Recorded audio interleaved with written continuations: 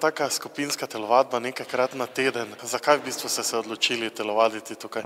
To je za svoje dobro, zato ker si želim malo rekreacije in je to za počutje dobro in za zdravje. So te vaje kaj prilagojene, da niso pretežke ali kaj podobnega? Ja, so kar, ne. Tako da se da, če pa bi želela v kako lažjo skupino, pa bi tudi bilo možnost, ne. V čem se razlikujejo te vaje, ki smo jih danes tukaj videli za ženske od drugih? So kaj lažje?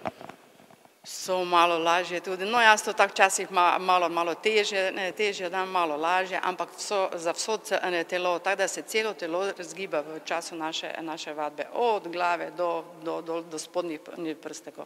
Marija Miklič že 30 let deluje v društvu TVD Partizan v programu vadbe športno-rekreativne gimnastike predšolskih, šolskih otrok in mladine, kakor tudi pri vodenju skupine športne rekreacije za zdravo vadbo ob glasbi za odrasle in starejše. Kolikokrat tedensko pa bi človek moral biti športno aktiven? Najmanj, jaz sem mnenja, ne najmanj 2-krat. Enkrat ni nobenkrat, ampak dobro, ene ženske pač lahko samo enkrat. Koliko žensk je tukaj v tej vaši skupini, kako so kaj nihanja glede na zimo, poletje? Nihanja so kar velika, naprimer preko zime jih je kar precej, od 25 do 20, pol pa ko se začne lepo vreme, tako naprimer od marca, april, maj, že upada, ne, ker se več gibljajo pol zunaj, čeprav mi tudi imamo vklopljeno tudi, da gremo na sprehode, pa imamo joginge, to se pravi sprehodi z tekom, potem hodimo v take male bolj hribčke, tako da imamo vse kombinirano. To je zelo v redu vadba za križ, za vse nasplošno, za dobro počutje.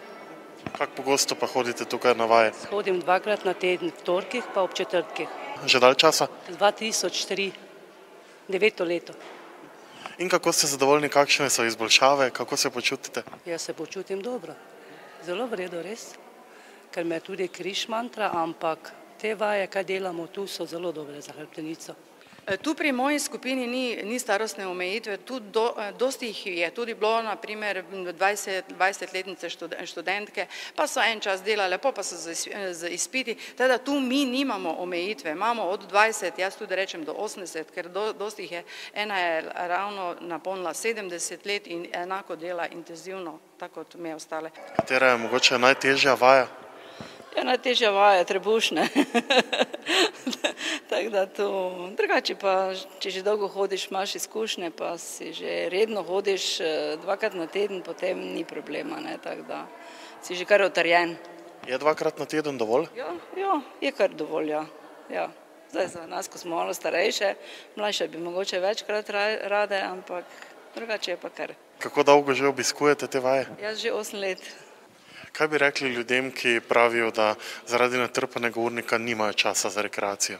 Jaz mislim, po moje, da se vedno za to najde. Če ti hočeš nekaj za sebe narediti, res, to se ne sme nikoli reči, da ni časa, vsaj po sebi, tako sklepam.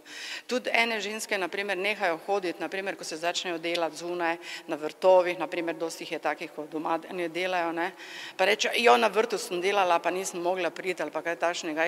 Jaz tudi na vrtu delam, pa tudi ful rada pridem sem, a pa naprimer, če si v kakšnem stresu, pa to priješ sem, pa malo počakamo, malo se družimo, pa to in je to meni je to razbremenitev. Tako jaz mislim tudi, da je za druge ženske razbremenitev.